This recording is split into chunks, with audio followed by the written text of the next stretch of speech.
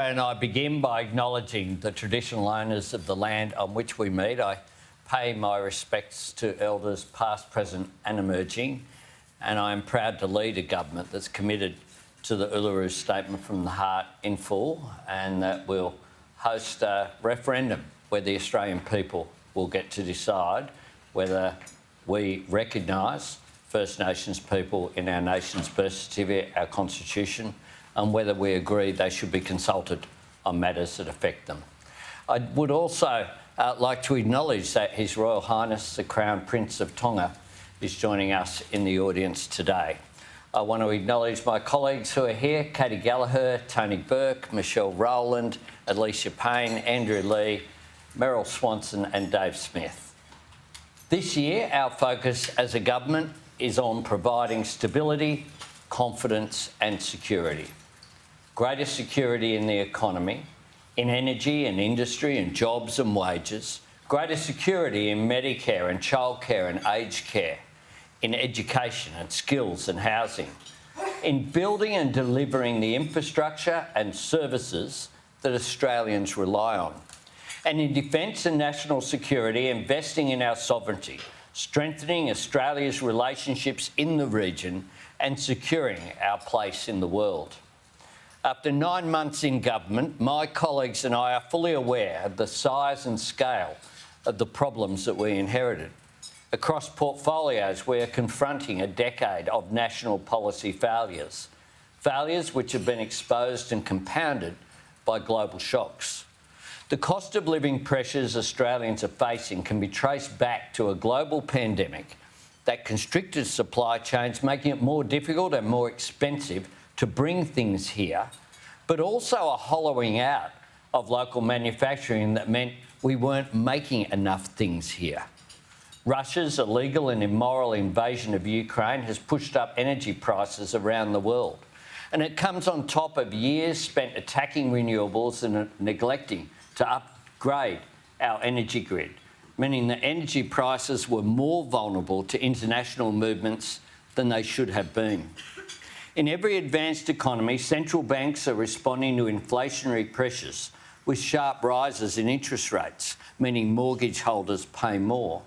And having inherited $1 trillion of national debt, every interest rate rise increases the cost of servicing that debt. The natural disasters which have visited devastation on families and communities across our continent have also brought severe economic consequences. Billions of dollars in damage to agriculture and infrastructure, and further spikes in the price of food. In an interconnected world of rapid change, there will always be shocks. There will always be challenges to our prosperity and threats to our security. The measure of a government's performance and a nation's strength is not whether these events occur, it's whether we're prepared, it's how effectively we respond, it's what we do to protect our people and our economy from the worst of the consequences. It's also what we learn, and it's how we adapt and reform and improve. This is at the heart of our government's agenda for the year ahead, an economic agenda of relief, repair and restraint, doing everything we can to tackle inflation and help Australian families with the cost of living, building on everything we've delivered since May last year, and implementing reforms to deal with the structural weaknesses inflicted on the nation by that wasted decade of denial, delay, neglect, and a pathology of political conflict above and beyond everything else. The very day that I had the honour of being elected Labor leader, I spoke about Australians suffering from conflict fatigue. People were sick of the short-termism, the stunts and the scares designed to whip up division or create a diversion. More than that, they were tired of the government picking phony fights instead of tackling real problems. That political culture is corrosive for democracy. It feeds those who cultivate cynicism and deal in misinformation. The best way to push back against it is to demonstrate the capacity of government to deliver a real improvement in people's lives. This is why my team and I are determined to bring a greater sense of purpose to the work of government, lifting Australia out of the cycle of neglect and crisis and hurried announcement, and instead balancing urgent action with a focus on long-term reform and investment, delivering that lasting progress that Australia needs. Building greater security for our nation, greater confidence in our economy and greater stability in people's lives. This begins, of course, with the first priority and the foremost responsibility of any government, national security. Last week, the Deputy Prime Minister and I received the final report of the Defence Strategic Review. The former Chief of Defence Force, Sir Angus Houston, has described this as the most important work that he has done in defence. Quite an extraordinary statement for Sir Angus to make, given his incredible contribution to this nation. Our government commissioned this review because we recognise that we live in a time of profound geopolitical uncertainty, both in our region and around the world. We wanted an independent, clear-eyed and expert assessment of the challenges we face, the capabilities we require and the tough decisions that we need to make to keep Australia safe. I can confirm today that before the budget in May, we will be releasing an unclassified version of the report, as well as providing our formal response. But I want to make two things clear right now. First, as I said before the election at the Lowy Institute, I can promise all Australians that our government will ensure that Defence has the resources it needs to defend our nation and deter potential aggressors. Secondly, while there will inevitably be a focus on the capability gaps we need to fill, we should never lose sight of the extraordinary service performed by the men and women of our ADF. And on that, I want to outline to you a section from the review's forward. And it said this: Australia has a strong and deep alliance with the United States, a professional defence force and defence organisation, and an enviable international reputation as a capable country in military, peacekeeping and humanitarian and disaster relief. All Australians can take pride in this, and we should take confidence from it, because with the right investment in our capability and our sovereignty, our Defence Force can be made ready for future challenges. These investments include announcing through AUKUS the optimal pathway by which Australia will operate our nuclear-powered submarines. Now, this will be the single biggest leap in our defence capability in our history. AUKUS is about much more than nuclear submarines or even technological interoperability. AUKUS is about the future. It further formalises the common values and the shared interests that our three nations have in preserving peace and upholding the rules and institutions that secure our region and our world. Australia has long understood that partnerships and alliances are key to our security, and that's still true today. But we recognise that pursuing and defending our sovereign interests and contributing to regional stability requires us to build our sovereign defence capability, including advanced manufacturing. As Richard Marles has said, national security demands a whole-of-nation effort. It also presents a whole-of-nation opportunity for new jobs, new industries and new expertise in science and technology and cyber. Our collective cyber capability is, of course, a critical asset for our national security.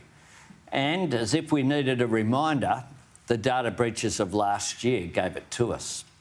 It's vital to protect our economy, our businesses and our privacy. And that's why next week in Sydney, I'll be convening a cybersecurity roundtable. Claire O'Neill and I will be bringing together representatives from industry, civil society, security agencies and the public service to discuss the shared imperative we all have to uplift our cybersecurity. This will be another important step ahead of the delivery of our national cybersecurity strategy later this year. Our government has shown its clear commitment to the three pillars of Operation Sovereign Borders and the important role of the Australian Border Force. And we understand that keeping Australians safe also means supporting our intelligence agencies and law enforcement agencies to guard against threats abroad and here at home, whether that be foreign interference and espionage or violent extremism in all of its forms. The shocking events in Queensland, which claimed the lives of those 2 young police officers and an innocent neighbour, were a terrible reminder of the dangers of violent extremism. That devastating day also underscored the importance of continuing to upgrade our national cooperation on gun reform, something that was advanced at the last National Cabinet meeting. Today, I also want to make this point. Australia's international engagement is an essential part of my government's approach to national security. From day one, we have made it a priority to rebuild Australia's standing and influence, emphasising that we work with our Pacific neighbours as partners and equals, with a shared interest and a shared responsibility to build a more secure and peaceful and prosperous region. And in the months ahead, reflecting the focus our government has placed on a family-first approach to regional security, we expect to sign our bilateral security agreement with Papua New Guinea and ratify our newly signed bilateral security agreement with Vanuatu. Through APEC, ASEAN and the East Asia Summit, we have worked to deepen our connections and our strategic dialogue in Southeast Asia, making sure that Australian companies can seize the extraordinary chance we have to be a partner of choice to some of the fastest growing economies in the world. And towards the middle of the year, I'll be hosting the Quad Leaders Summit. I'm looking forward to welcoming the leaders of 3 of our Indo-Pacific partners, the United States, Japan and India, here to Australia to further our collaboration on regional security and prosperity. Our government has worked hard to stabilise Australia's relationship with China, our major trading partner, recognising the value of direct dialogue, seeking to cooperate where we can, while being prepared to disagree where we must, and always acting in the national interest and in support of regional stability. In the best tradition of outward-looking, engaged Labor governments, we're seeking to build security in the Indo-Pacific, not from it. And this is where Penny Wong has done such an extraordinary job, demonstrating that Australia is back at the table as a supporter of the rules-based order, as a constructive member of multilateral forums, and as a trusted partner for regional cooperation and bilateral negotiations. But I do want to make this point. I've made it before, but it's worth repeating. The entry ticket, the threshold credibility test for so many of these conversations is our commitment to act on climate change. Upgrading our national emissions reduction target to 43% by 2030 sent a message to the world about Australia returning to the ranks of responsible nations. But the target, the number, is only the what. The safeguard mechanism before the Parliament right now is a big part of the how. It will empower business and industry with the certainty and confidence to invest in reducing their emissions. Meaningful action on climate change is our environmental responsibility, but it is also central to our diplomatic strategy, and it represents a transformative economic opportunity. Energy security is national security, and Australia can be a renewable energy superpower, powering our industries here at home to produce low-emission products like green steel and green aluminium and green ammonia, and exporting clean energy, green hydrogen, critical minerals and value-added products. Energy security is a pressing global challenge. We can make it a national economic strength if we get it right. Already, 1 in 4 Australian jobs are related to international trade, and jobs in export industries pay above the national average income. We can create more of these jobs. We can grow our economy by diversifying our exports, moving up the global supply chain and revitalising local manufacturing, making our economy more resilient and our nation more secure. Securing the future of Australian manufacturing was a central purpose of the Energy Price Relief Plan that we negotiated with every state and territory in December. The temporary price caps that the New South Wales, Queensland and Commonwealth governments have imposed on gas and coal are the most significant intervention in the energy market for a very long time. But we weren't going to stand by and watch Australian families, Australian businesses and, importantly, Australian manufacturing industry be hammered by unchecked global price spikes. Since the October budget, when we first flagged the prospect of intervention, future prices of wholesale electricity in New South Wales and Queensland have nearly halved, according to the energy regulator. And as the Secretary of the Treasury, Dr Stephen Kennedy, told Senate estimates just last week, following the December announcement, national electricity market futures prices have declined significantly. Our government stood up for Australian manufacturers. We always will. But we want to do more than just hold on to what we have. And this is where our $15 billion National Reconstruction Fund is so central. The NRF, which the House of Representatives will be voting on next month, represents one of the biggest ever investments in Australian manufacturing capacity.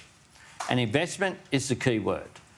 The NRF is modelled on the success of the Clean Energy Finance Corporation, a proven vehicle for driving an enhancement of private sector capital. Through 10 years now, every dollar invested by the CEFC has unlocked $2.60 in private sector investment, and it produces a return. The NRF will be independently run on a commercial basis, with decisions taken in the national interest, not marginal seat politics. No colour-coded spreadsheets here. Its investment mandate will work across 7 priority areas: renewables and low-emission technologies, medical science, transport, value-adding in agriculture, forestry and fisheries, value-adding in resources, defence capability and technologies to support new jobs in areas like manufacturing. In the early days of the pandemic, people were shocked that Australia couldn't make enough masks or PPE for our population. It showed our vulnerability to being at the end of global supply chains. But the National Reconstruction Fund is about more than helping us produce things at short notice in times of crisis. It's about building a more resilient and more diversified economy with more jobs in regional Australia. It's about national security through economic sovereignty. National security through economic sovereignty. Our capacity to stand on our own 2 feet.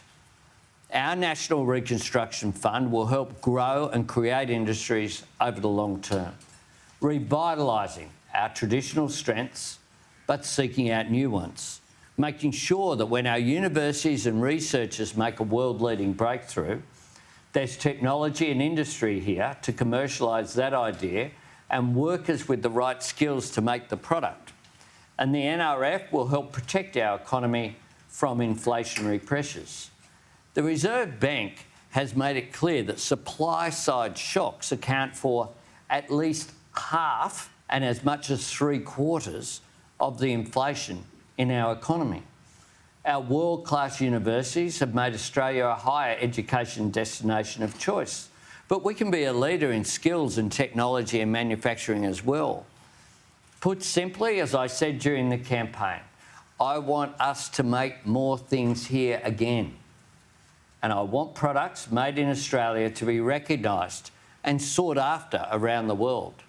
Recognised for their quality, their sustainability, their innovative design, and the skill of the workers who produce them. Our National Reconstruction Fund will create new jobs, and Jobs and Skills Australia will identify the skills in demand for today and tomorrow. And our fee-free TAFE places will empower Australians with the skills to build a career in areas of vital national importance, including nurses, disability workers, aged care, early educators. Our new Energy Apprenticeships program, which I launched this week in Perth, will support 10,000 new apprenticeships specifically targeted at the growing demand for skilled workers in our renewables sector. And all of this will be complemented by the work we're doing to clear the visa backlog and simplify our migration system with greater emphasis on permanent residency and citizenship. Once again, greater emphasis on security. This is how it fits together. Cleaner, cheaper energy, driving advanced manufacturing in the regions in particular and creating jobs, and then a plan to skill Australians up for those jobs. That's how. The NRF is linked to Jobs and Skills Australia, is linked to fee-free TAFE, is linked to our clean energy plans as well. It's a plan for the future growth of our economy, of taking advantage of where we find ourselves in 2023, shaping the future, not being scared of it. These reforms boost economic security for business and industry. Security for people in their daily lives also means helping Australians with the cost of living and getting inflation under control. That's our plan. Relief, repair, restraint. Relief for cost of living, the cheaper medicines that are already in place, cheaper childcare, fee-free TAFE, and energy price relief for households. Repairing our supply chains and our skills base. And restraint, the responsible budget approach that saw us return 99% of revenue upgrades to the budget across this year and next, when inflation is most acute. As Treasurer Jim Chalmers has said, we remain hopeful that inflation peaked in the December quarter and will begin to ease. Equally encouraging, wages are moving again. The fastest rate of wages growth in a decade, confirmed today, alongside the fastest rate of jobs growth in the first 6 months of any new government. Any. Good jobs and fair wages are fundamental to an economy that works for people, not the other way around. And so too are quality, reliable and affordable services. And that's why we've begun the work of strengthening Medicare in cooperation with the states.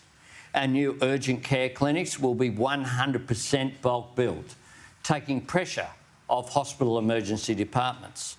We're putting people with disability back at the centre of the NDIS.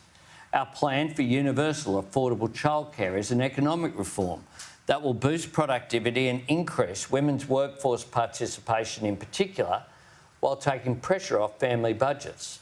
Our new Housing Accord, our Housing Australia Future Fund, the Housing Supply and Affordability Council, our Regional First Home Buyers Guarantee and our Help to Buy scheme together represent the most comprehensive federal housing policy in decades, because we believe that every Australian deserves the security of a roof over their head.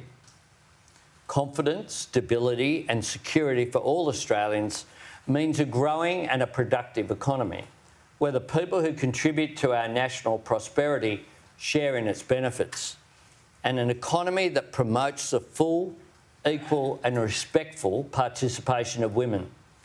This is something our government, the first government in Australian history with a majority of women members, 54 out of 103, has made a national priority.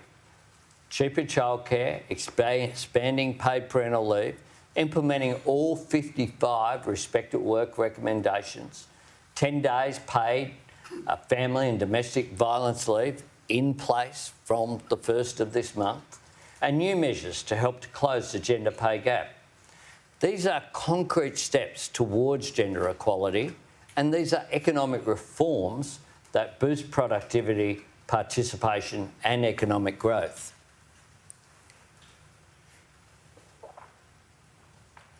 Now, my colleagues and I understand that our nation faces significant challenges Families are having to make tough choices, and so are we, as anyone who attends our ERC meetings will be able to confirm off the record, without going into detail, of course.